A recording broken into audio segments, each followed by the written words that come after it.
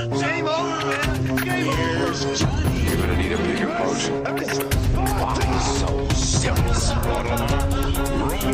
I am Iron Man. This is a tasty burger. Welcome to the InSession Film Podcast. Welcome back to the InSession Film Podcast. I am your host, Ryan McQuaid. And I'm Jay Ledbetter. And we're back for another edition of our movie series review, back. Jay. Back in the Wong Kar-wai, driving this car down the long and winding road to this great filmmaker that we've talked 3 films already about. Had a really great journey on the Chungking Express. This time we're going Ashes of Time, my friend. Ashes of Time. Let's hope this isn't a long turn down a winding road. I knew you were going to make that. I knew you were going to make the joke. I knew you were just going to do it, and that's why I avoided it, but it is what it is. Jay, how you been? How you been, buddy? I've been great. Just watching some Wong Kar-wai films. Still thinking about Shazam: Fury of the Gods. Not thinking about Wick? Just to timestamp this episode if anyone listens to it down the road. But it's good, I mean, cinema. You watch Shazam and then you watch some Wong, and your faith in cinema is restored a little bit. You watch John Wick. You feel watch John better. Wick. Then you're like, all that you know good what I stuff. need? A little Dungeons and Dragons. You know what I'm saying? Just so like, We're really living in weird. We are carbon dating this episode. We are literally living in a weird time. And then next week it's, what is it? Next week it's, Super Mario and Air in the same week. Yeah. Let's just run through the entire release schedule for April 2023. Yeah. Let's do it. You want to run it down? Well, Brian, it seems to me like you're delaying talking about the film Ashes of Time. Yeah. Maybe I am. Maybe I am just a little bit. You know what I mean? Maybe I'm just like, we'll get to this movie eventually. Isn't like Renfield in this month too? See, I'd see it. See what I'm doing here. I know what I'm doing. What else is out this month? Oh my God! Bo Was Afraid is out this month. This is a J level. Tangent. Are you there, God? It's me, Margaret. Comes out at the end of the month. The Covenant. Do you know what The Covenant is? No. The Covenant is the second film from Guy Ritchie, starring Jake. Oh, right, the army one. Yeah, and then your most anticipated film of the year comes out this month too. Is that the Russell Crowe Exorcist one? No, that was your number 2. Your number 1 is The Flash. Oh, I cannot wait to enter the Speed Force, baby. The Speed Force, baby. God, what a wild month of movies. Just put that in a crock pot. Interesting kind of a cosmic gumbo. You know what? I want that on like some sort of calendar for this month. A cosmic gumbo. It's a real cosmic gumbo of month. Real cosmic gumbo. And then somewhere in there is How to Blow Up a Pipeline. Anyway, I'm not going to keep doing that. That's just a bad bit on my part. And I apologize to all the listeners out there and to JD and to everybody. Yes, we are here to talk about Ashes of Time. I have been stalling it long enough. And this movie, of course, is directed by Wong Kar-wai. And it stars all of his regulars. Because at this time, he was just, Leslie Chung, Tony Leung, Maggie Chung, Bridget Lin, Jackie Chung. I mean, it's two Tony Leungs in this one, which is tough. Yeah, you get a couple, a little bang for your buck. You know what I mean? It's about a broken-hearted hitman who moves to the desert where he finds skilled swordsmen to carry out his contract killings. That sounds way more exciting, Jay, than maybe this movie. It's also a very, very simple way to describe what goes on in this movie. I would say that it's very loose description from IMDb about what this movie is a little bit. That makes it sound like it's like a John Wick movie, to be honest. It makes it sound like it's like action a minute. And there is action sequences in there. But we talked about this movie a little bit last week. We mentioned, Jay, that this was a disaster, a little bit of a disaster for Wong Kar-wai. Behind the scenes, making this film, he lost a lot of faith in himself, lost a lot of faith in filmmaking and the process and everything. And then through that, he makes Chungking Express, which is a great film. We talked about it last week. But we jumped a little bit ahead in time to talk about that film, but we really should have probably talked about this one first. But No, this whatever. film was released after, even if it was made before. Yeah, that's true. That's true. I was just talking about in the making of chronologically. Maybe we Yeah. should have done that one. But anyway, that's beside the point. This movie came out, was what it was. This movie is very hard to find. You cannot find it pretty much anywhere.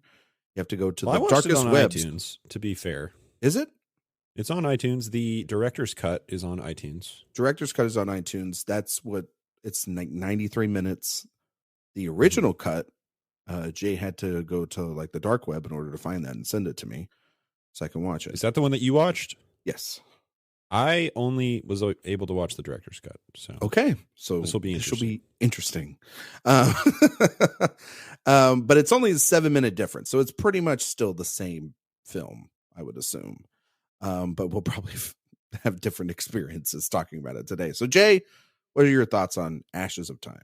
Well, the fortunate part about the fact that we watched, or at least this film specifically, when you watch two different cuts, the film is so hard to follow that I will probably say something that didn't happen in your cut, and you'll just be like, yeah, definitely. I totally remember that. Even if it wasn't actually in the film. This film, obviously, maybe Wong Kar-wai's least remembered film. This is the one, that isn't in the one of two, I think, that are not in the Criterion box set that came out.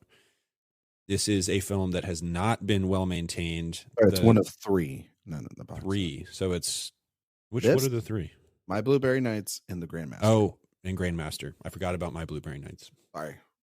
Most That's people right. Okay. have, but yet we're talking about that in a couple weeks. I apologize to all of our listeners. I'm sorry, Nora Jones. I know you listen to all these reviews and everything. You really just let her down.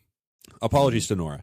So this film, not very well remembered and not very well maintained. They lost the original print of the film and they had to recut it into this director's cut, which is now the only version of the film that you can legally see or see through traditional means in the Western Hemisphere. So it's just a film that has a weird reputation, a weird history. Like you said, Ryan, Wong sort of, I don't know, disowned might not be the right word for what he has done with this film, but he certainly doesn't have... It's not a disownment because it's not like a Fincher situation where he's just like, I don't want to deal with this. It kind of came and went and he moved on, except for when he did this director's cut, which he did do. And it doesn't, so it is a very good looking movie, but the copy of the print is not very good looking, if that makes any sense at all. It does. You're not seeing a sterling HD copy of this film. What you're watching, even on iTunes, looks more like a VHS copy than what you're normally used to seeing on your iTunes or your Amazons or however you end up watching this movie. You might as well be watching it on YouTube, really, is kind of what the feeling you get when you watch this one. And all that said, as baffling as this movie can be, I found it fascinating and I had a good time watching it. First and foremost, because movie's got great vibes, Ryan. I mean, the vibes are immaculate. The vibes are great. I could be a big vibes guy. It's very, okay, we'll talk about it. Yeah. I think just being in this movie is a very interesting sensation. It's an interesting world that he's building here. I will say that. And it is, it's a big world. This is a prequel to a very famous Asian novel that I am completely unfamiliar with. Wait, you didn't read the novel before we did this review? I know that's very unlikely. You're really slacking now. You become a dad, and then your fatherhood has changed me. Yeah, your preparation for the show has gone completely downhill. I'm so disappointed in you for not reading this novel that I had no idea existed. Even after watching this movie, I had to look it up. Yeah. But my impression of what this movie is they're kind of doing the Maleficent treatment, where they're trying to humanize the main villain of that story and show you kind of his origins and why he became the way that he did, and Maleficent? much. What's that? Wong Kar-wai Maleficent film? See, See, he would have made a better Mistress of Evil than whoever directed Mistress of Evil. I couldn't tell you who that was, but I'm going to look that up while you're talking. Keep please going. please do. Looking But it up. it is derived from this novel, but it has the Wong Kar-wai trademarks. It is, what's more Wong Kar-wai than making a villain's origin story, spurned love, you know? And that is what this film is about. It's about this lonely assassin longing to regain the love of his life, who ended up marrying his brother. All the while, this woman can't forget him either, played by Maggie Cheung, who is just Wong Kar-wai's ideal woman, I guess. She is extraordinarily beautiful. I understand it. And you understand why this guy would go about his entire life thinking about Maggie Cheung in that way. But it's really kind of an anthology movie with 3 or 4 distinct stories that create this kind of mosaic, this quilt of an origin for this character. And some of the stories are better than others. I think the best story is the Tony Leung that we're more familiar with, where he plays a blind warrior. Yeah. Or a warrior who at least is going blind anyway. And it has this really kind of Aesop's fable energy to it, where every story has this big dramatic irony at the end. That's the hook that gives you kind of the quote unquote meaning of that section of the film. What I find maybe most fascinating about it is it has the energy of a really epic kung fu film. Mm-hmm. And there are like 2 moments of that kind of movie. It is very rarely played that way. It feels like a Wong Kar-wai movie, even if you want it to feel like something different. I appreciate his commitment to his vision. Mm-hmm. There's this one particular scene where one of the female characters sees her reflection in the water and starts fighting her own reflection. And at that point, you see these big, grandiose water, like there's explosions in the water and there's huge, epic images going on. And I was like, oh, okay, we're ramping up. And then, no, it goes back to being a Wong Kar-wai movie, which I think at times gives sort of an imbalance. And there's a little bit of a promise of one thing and we go back to another. I kind of wish it had stuck even more to the Wong Kar-wai vision, even in this director's cut, which you would think would be even more committed to that worldview and that tone.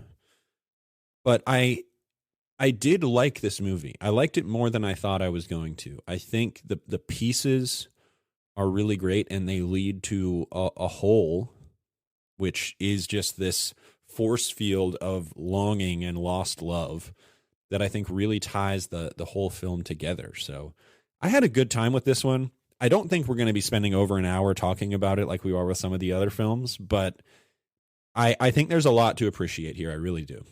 To clean up a little bit on there, Joachim Roning was the director of Maleficent, Mistress of Evil. Can you run down his filmography for me? Yes. So he's most known for directing Kon-Tiki. Remember Kon-Tiki? Oh, yes, of course.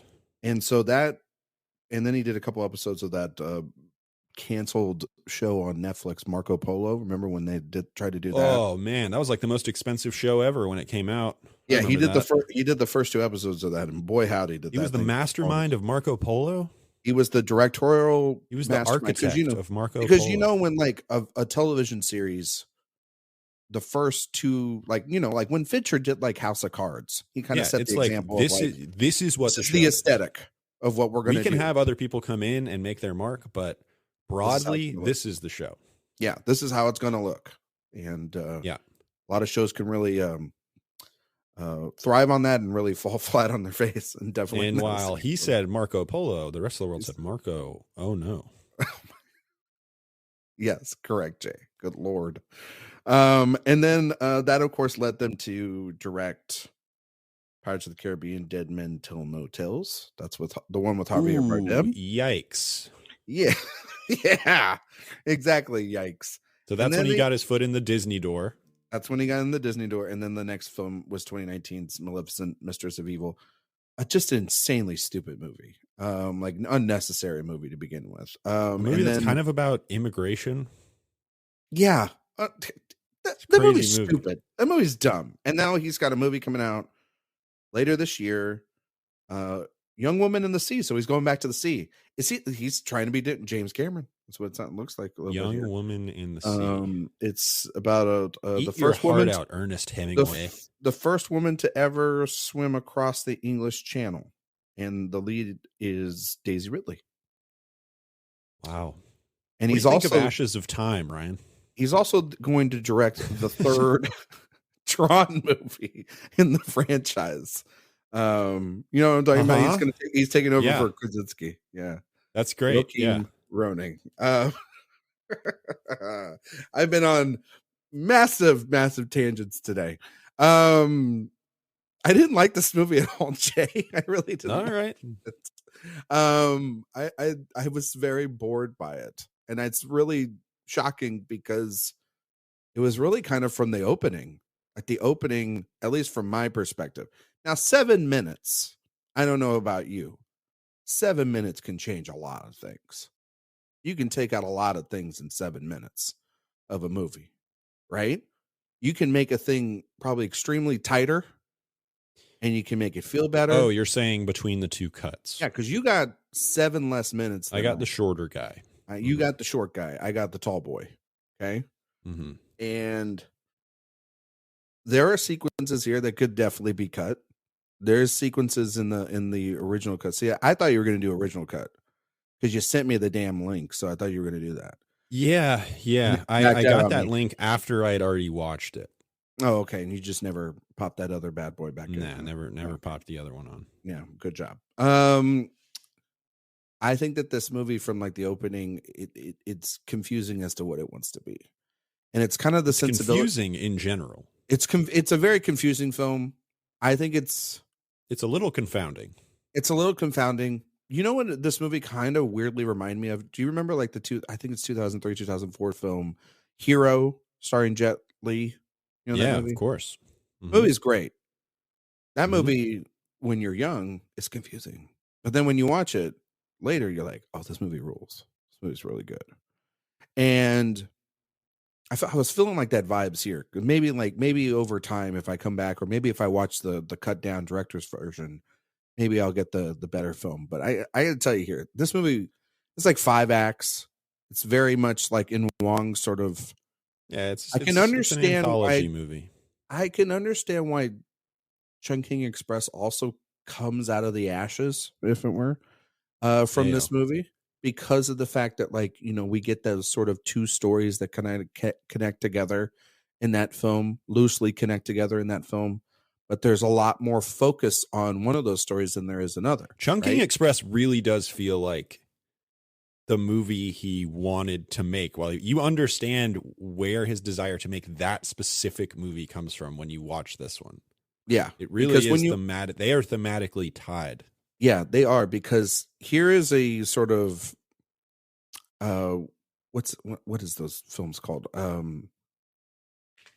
Like Buster Scruggs, like when you're trying to make like an anthology film. This is an anthology film. Yeah. Mm-hmm. And I don't think that any of them really work for me, honestly.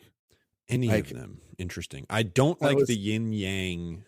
I was like, oh, it's some of them. That one is utterly confusing. It really is. I was these two characters who, there's a man who comes out who is a man who the whole time you're like, so are they just like putting a woman there and that's it's just like a man? And I mean, that's interesting. I don't really understand it. There's and no it's like, rhyme or reason. Oh no, there's actually that's my sister who is also the same actress. And it's that one was weird. I agree. It didn't totally work for me. It doesn't work because it's just like, oh, you're trying to put all these almost okay. You know what this movie at times felt like? You know when you watch Lord of the Rings, right? Which You I see do all the time. which you do all the time. But even you can relate to this, even though you don't watch those movies all the time. You've seen Lord of the Rings, right? Great movies. You can watch them all the time. You know enough of the mythology in that. You don't ever need anything else, right? And it's a solidified story there. Boom, bing, bang. Jay knows it. Then they released the Hobbits, and everything in the Hobbit pretty much is like really winking at the camera, like just full on 100. What is it, like 48 frames or whatever, the 200 whatever frames or whatever that crazy frame rate is I thing. think that one was 48. The 48 frames where it's literally in your face, all the different like, hey, this is Gandalf. Hey, this is the Shire. Maybe Hey, it was 60. it's all this. I think it And was so, 60. but you have all these like winks, but take out all the other mythology that you knew before. This is, of course, a prequel to something none of us know. So therefore, Well, any of the payoffs, it was not or made buildups- for American audiences to exactly. be fair. So I'm watching this going, I don't even think he knows. See, I don't think you need that background. You can just consider it need a little bit. a villain origin story. I think, That's all but it then, is. but the thing about it is like you're setting this stuff up, but it's intended, yes, for an audience that is not us, Jay, which is fine. But even if I was that audience member, I'd be like, this is kind of lazy. Nah, but It's a little lazy. think about the Maleficent movie, which is the closest American correlation I can think of to this film. I can't believe we've talked about Maleficent. What do we know about Maleficent before the Angelina Jolie movie? Bad, evil person. That's it. That's all Maleficent has been up to that point, right? Yeah, so and then that's all you need. Ooh, what if good person? You need to know where they end up, which is what if bad. Good person? Yeah, and those movies like, what if you understood her a little bit more? Now, what I would say if I was you at this point is, yes, but Maleficent is not a good movie, which is a fair. Exactly. If I want to argue against myself, that is fair. It's not a good movie, Jay. They're not good movies. I'm they really. Just made I'm twisting myself into a pretzel trying to justify my takes on this one. Thank you for setting that up on a T-ball for me to knock out of the damn. Not only park. did I set it up, I hit it for you. Yeah. I didn't even run the bases. I just literally sat in a lawn chair while you took my home run. Yes. Thank you very much. No, I mean, like, it's listen, a yin. I'm very much the yin and yang. I'm fighting with myself. There you go. There it is. Okay. I will admit that this movie feels like it's stuck between two places. It feels like it wants to be a Wong Kar-wai drama that we've seen many times before that are very, very good. But this is the problem that we have with this first film. It's like, but we gave that one enough of a pass because there's enough flourishes there. It's a first-time film. There's all these different things. It's a crime movie. It's pretty good. Like, there's enough crime mixed with the romance and the all the intrigue enough for you to get over the hump. All right. Here, on the other hand, you got a movie that is a martial arts film. At the core of it, that's what this movie is. And it's got, like you said, two sequences, and they're fine. There's nothing actually really spectacular about I this. like the Tony Leung blind man sequence a lot. I think actually. I think it's fine. Staged very interestingly, non-traditionally. Yeah, they're not traditional. It's not Crouching Tiger, Hidden Dragon, where you're no. This is so awesome. It doesn't It's feel kind like, of expressionistic in its. See, here's the thing: is that I didn't feel that he elevated those scenes. I felt It depends on what you're looking for. If you're looking for a subtle interpretation of those things, again, a kind of an expressionistic interpretation of that. If you're looking for a John Wick incredible choreography, no. I'm not looking for like modern filmmaking techniques. I'm looking for, at the time, you're going to make your samurai film, have it stand out in your way. And just for me, I don't think it did. I don't think that there's enough of his trademarks in those sequences. And also, I think that that's the case because in an hour and 40-minute film, he only does it twice. and those are the afterthoughts. And in a movie like this, it's like, no, that's kind of should be like, it should be a little bit more I think it ends up half being and 3 half. times. This is like this, when you make a movie like this, if you want to do your version of this or whatnot, you kind of like, it's like when you make a half and half iced tea, when you make it unsweet and sweet, it doesn't need to be full sweet, and it doesn't need to like have no sugar at all. It needs to have a balance. You know what I'm trying to say? Mm-hmm. And this movie, I don't think has that balance nearly enough, because a lot of it is spent with a lot of characters in like 5 different sections. Some of them is like, okay, those are interesting ideas. I wish those were fleshed out longer. And then other times it's like, what are we doing here with these characters? So it's a lot to throw at. I can understand why this was a hectic project, because it's a lot to take in. It's but big. It's big. The world A lot of building locations. itself, like the locations, very, very big. You mentioned Samurai. Kurosawa is dripping over every inch of this movie. Yeah, this is dripping with those influences. But And I he, think yeah, at he, this he point, said as much in some of the interviews I read. but Jay, I think at this point in his career, he's made 3 films, right? No, 2 films. And yeah, when he's making this, he's made 2. And maybe it's the studio pressure. Maybe it's the fact that, he has to make something more commercial because his last film flopped. But I can understand that he's sort of in a no-win situation. It's kind of lost making this movie. It feels like I want to make this one thing, but they want me to make this. I got to include these things. I really don't want to. It feels like an artist at an existential crisis. And then you see Chungking Expression, you go, oh, there's the guy. There he is. The thought that I had after this film was, why did you think you were the right person to make this movie? was kind of, because obviously they were going to push back on this. This was an expensive movie. It's supposed to be a pretty standard genre film, and it just isn't.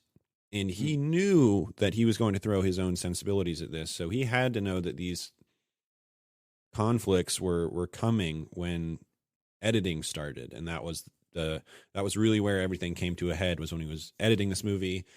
Obviously, he's made his own cut now, so he had issues with how they ended up editing the film.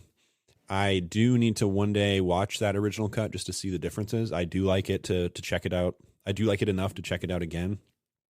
But it's a fascinating object, if nothing else, because it is so different than anything he's done, certainly until much later in his career with something like The Grandmaster, which we'll talk about. But it's The Grandmaster, that's a movie we have to find the original cut, because that thing barely exists. Yeah, that's another one. I don't know what the deal with that is. You would think when did that movie come out? Like 2010 or 2012 or something? It's like 2012, 2013. Yeah, somewhere around there. You would think hell. He would have the cachet to put it out into the world. I don't know that thing. I wonder, maybe it's the country that did it, or Harvey Weinstein. I'm gonna look this up. But I wouldn't put it. I wouldn't put it past that. But yeah, I just remember that movie. Like, if you want, like, I think it was screening in theaters, the original cut, and then but when it came to actual streaming and all that other stuff, you couldn't see it, or you had to go to festivals in order to see the full cut or something like that. The Grandmaster. I don't know. I don't know why. Yeah, I agree with you, Jay. I don't know why it's not the case. No, I'm looking at producers.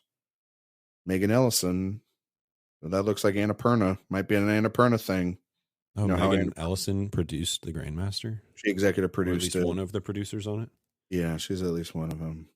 Yeah. No way. Remember when she was just cranking out auteur movies? Remember when, she financed what? Didn't she was it financed The Master? Phantom Thread? Phantom Thread? I know The Master. Maybe Inherent Vice? I don't know. Vice? She was, for a minute, she was one of the good Nepo babies.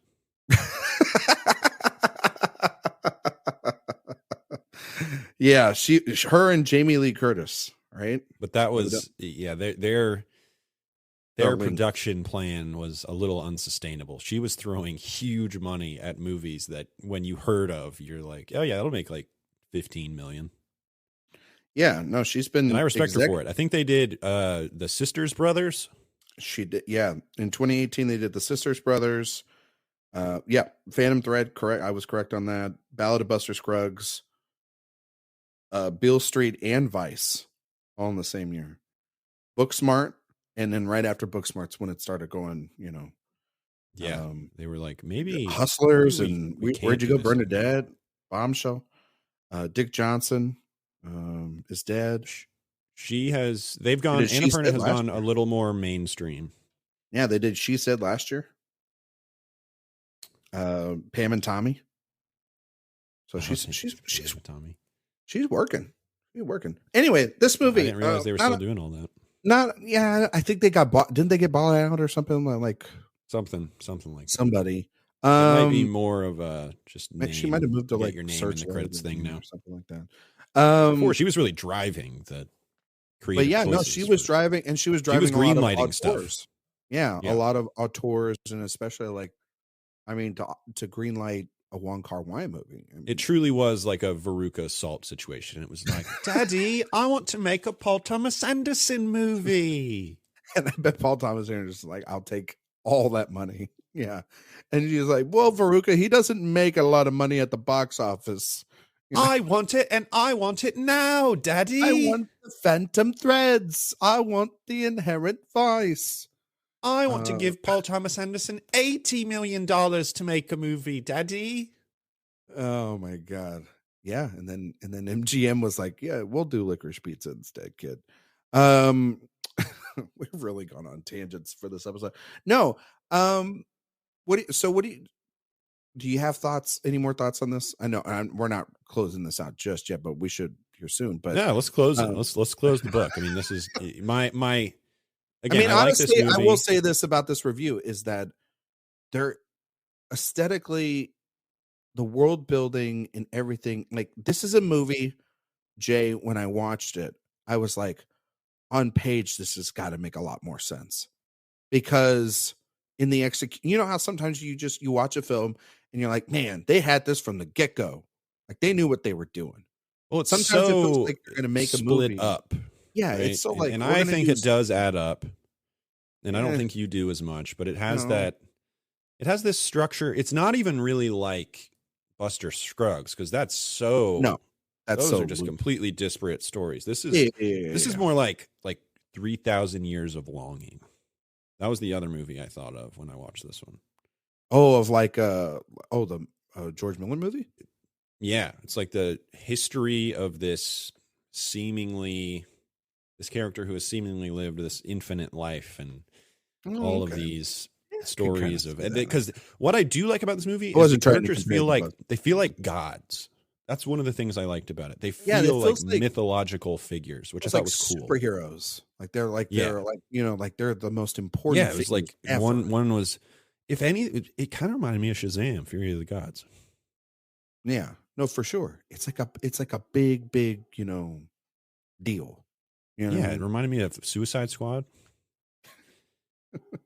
and all that stuff. No, but if I could look, there's a reason that I don't feel too bad about this movie or this review kind of going the way it did. And that's because it'll bring me to my final thought. Is this the least seen movie we have ever reviewed? It might be the most least seen thing we've ever seen, because of the fact that it's not anywhere to be found. You know what I mean? There's not a lot. It hasn't been restored. It hasn't been restored. The cut that you saw is not that great. The cut that I saw is not that great in terms of quality, visual eye quality. So it's a lot to take in. I think the performances are fine. Like, the actors aren't really anything. There's nothing really there in terms of like those performances that really like jump out like his other films either. They all feel like they're doing their friend a favor. They try to save his butt. Oh, I don't know about that. I think when they made this movie, they were like, here's a big blockbuster movie we're going to make. Yeah, And maybe then so. It wasn't that. I don't know. Least seen movie we've ever done. That's what I'm saying. Yeah. There you go. I like it, though. Go watch it. Jay likes it. I think that that again, execution on the paper, it made a heck of a lot more sense. But really, honestly, the film as a whole was just not the greatest thing I've seen, and I really was devoid of. It's my least favorite of his movies so far. I was devoid of his voice and everything that goes along with it. But yeah, just a big kind of disappointment for me. One of the first big disappointments that we've had in quite some time doing a movie series, that's for sure. But I know that JD and Brendan will probably see it. They'll give thoughts on Letterboxd. Maybe they'll give some thoughts at another time. And we'll dive into it even more. But yeah, unfortunately, a little bit of a shorter episode this week. Not much to really dive into. We've dived into also other than the April movie schedule. Yeah, the April movie schedule. Maleficent that was mentioned 600 times. A lot of Maleficent. But I will say also this too. We talked a lot about the production and the struggles of this film and what it meant. The Chungking Express episode. Exactly. So. A little bit shorter this week, but next week it'll be back to probably a longer episode because it's more of a Wong Kar-wai film with fallen angels next week. So with that, that's going to do it for this week's review. If you can rate, review, and subscribe on YouTube and drop in your comments below. Can't wait to see some of the comments in this review. While you're on iTunes, or while you're listening to it on via podcast, you can get it on iTunes, Stitcher, Spotify, all those great places. Also on Geekcast Radio and the Lamb Podcast Network. InSessionFilm.com is where you can find stuff about our store, as well as our app. All that stuff's there on the website, as well as also Patreon.com/InSessionFilm. You can find all the information there on how you can support this great show. Jay, any final thoughts before we wrap this one up? 3.5 stars. Oh, for this film. Yes. Okay. 2 stars. Wow. Yeah. Got to be better. That's a Maleficent opinion in my opinion. Mistress That's a real of Maleficent Evil. move by you. I guess I'm the Mistress of Evil at this point. So.